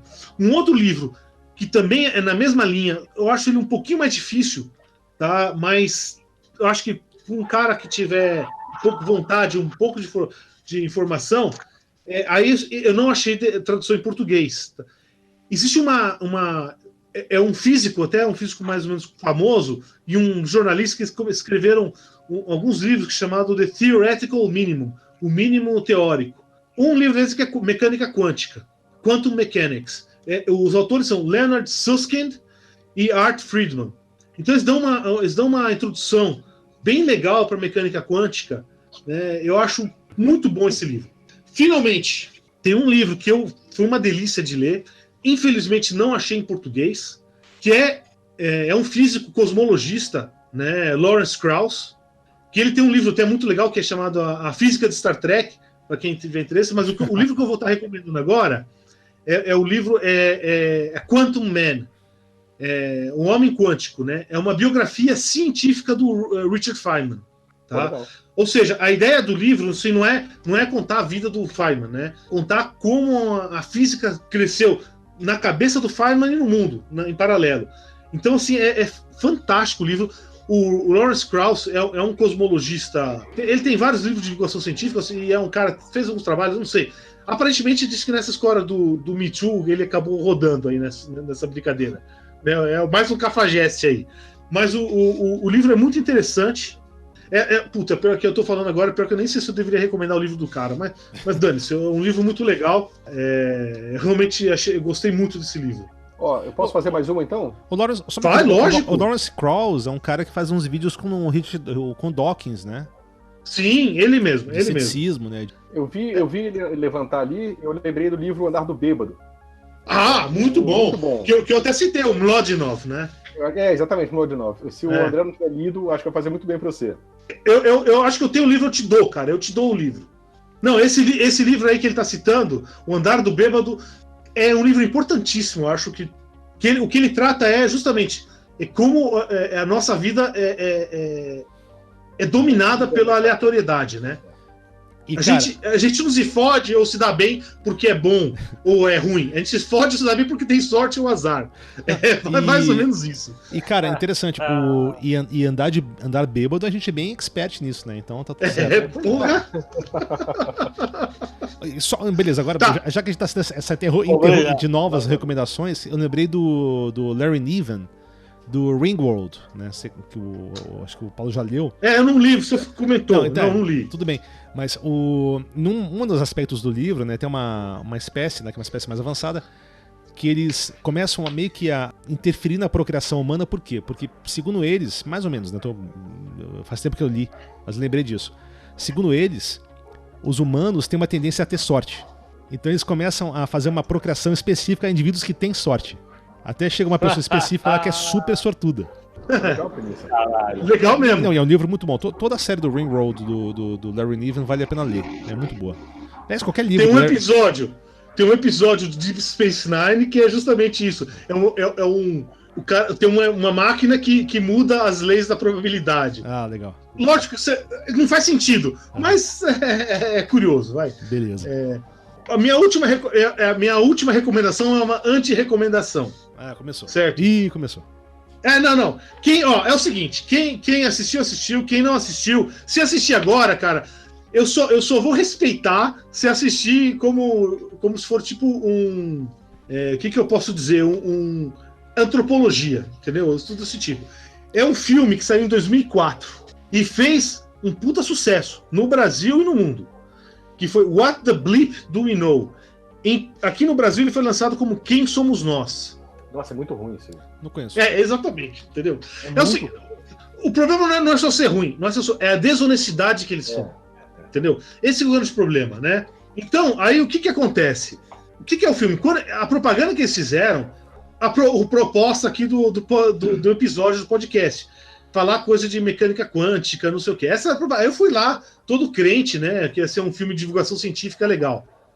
Aí eles começam a falar um monte de gente falando absurdos, assim. Eu que não sou físico, nada já percebi. Eram absurdos.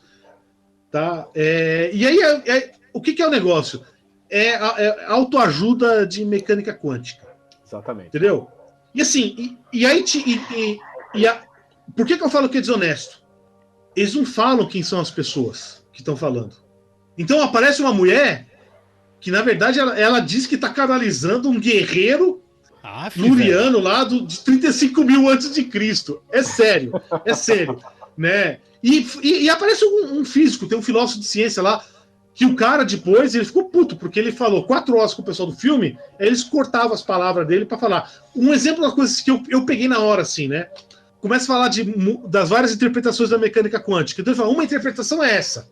Aí você fala, uma interpretação é essa, ele conta a interpretação dessa. Aí você fica esperando a outra interpretação. Tô esperando até hoje. Né? Tô esperando até hoje. Né? E eles não falam quem que são os caras. Então, assim, você vê um cara que depois você sabe que o cara entende alguma coisa. E uma mulher, uma maluca dessa. Entendeu? Que ela tá canalizando um espírito de 35 mil anos antes de Cristo. Esse filme foi extremamente influente, vendeu pra e depois fizeram um livro baseado nele que vendeu pra caralho. Eu vou só dar um amigo meu que eu discuti desse filme com esse cara, e vai tomar no teu cu, cara. Esse filme é uma merda, é só picaretagem, tá? Cara, um abraço pra você, cara. Então, mas eu nunca ouvi falar, cara, mas eu vi aqui, que eles falam sobre o livro, né? Sobre o filme. Science and spirituality come together in this mind-bending trip down the rabbit hole. Não, é assim, as picaretagens, né? Botou Science and spirituality e acabou. Já não tem validade. Então, só pra concluir, então, por exemplo, tem uma parte que eles sempre citam. Então, assim, o que é uma recomendação pra todo mundo? Quando um não físico começa a falar de mecânica quântica, desconfie, o cara tá tentando te enganar. Se o cara Primeira regra. Sim. Mas se o cara não trabalha com acelerador de partículas, não trabalha com física teórica, não trabalha com computador quântico e falou de quântico, foge, né? Corre. A segunda coisa é a seguinte, eles gostam de falar de algumas coisas. Então, por exemplo, tem um negócio que eles adoram falar, o experimento da fenda dupla. Os caras estão tentando te enganar. Aí eles dão... um experimento... É bem pornô, entendeu? Sério, como é que é o negócio? Você não dedo no rosinho, indicador do rosinho e dedão no cheiroso? Como é que é o negócio? Melhor não. Melhor não. Mas aí, ó. Mas aí, Paulo, só uma coisa, não. rapidinho. Outro esquema sensacional de mercado, porra, pornô quântico, velho. Você tá de sacanagem. Primeiro filme, Experimento da Fenda Dupla.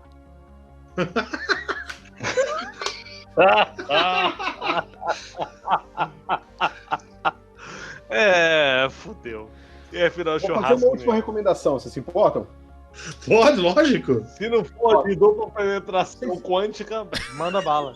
Eu não sei se vocês sabem, mas a boa parte dos artigos científicos em física são publicados numa biblioteca de pré-prints, né? Pré-prints é o que você publica uma versão antes de publicar, né? Antes de publicar, exatamente. Então todo mundo bota lá, isso é um padrão, tá? Ninguém publica, raramente publica um artigo sem botar no archive.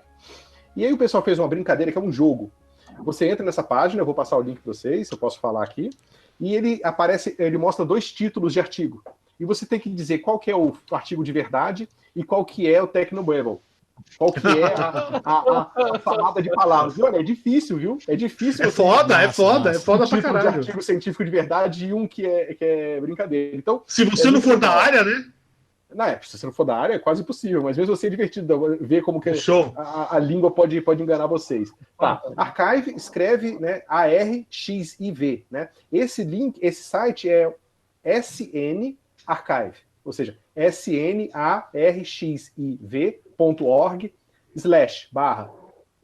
snarchive.org/VS-archive, ou Massa. seja, versus archive. Massa. Vou botar aqui. E Show. divertido. A gente coloca no descritivo do podcast. Legal. Bom, Como é um porra, eu me podcast, diverti pra todo mundo caralho tá hoje. vendo. Ô, André, você tem alguma recomendação, cara? Não, nem fudendo, tá louco. O meu terno eu deixei em Paris em 78 e eu não tenho roupa pra recomendar porra nenhuma. Foda-se. Porra, caralho, muito bom, cara. Foda-se.